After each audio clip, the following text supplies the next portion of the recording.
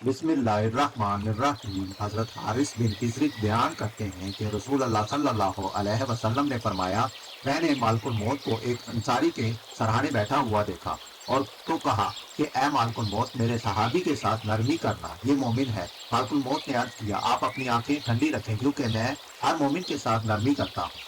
ए अल्लाह के रसूल, आप यकीन रखें, जब मैं इब्ने आदम की रूह कब्ज करता हूँ और उसके घर वालों में से कोई होता है तो उसकी रूह लेकर खड़ा हो जाता हूँ और सोचता हूँ कि ये क्यों रो रहे हैं।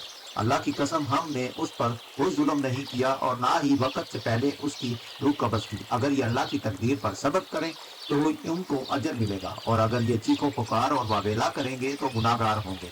हमें तो आपकी तरफ बार-बार आना है, सो आप एहतियात करें। मैं दिन-रात, तरी और खुश्की पर, मैदान और पहाड़ पर, हर घर पर नज़र रखता हूँ और हर छोटे-बड़े को पहचानता हूँ और अल्लाह के रसूल, मैं अल्लाह की इजाज़त के बगैर एक मच्छर की रूह भी कब्ज़ नहीं करता। सुभान अल्लाह।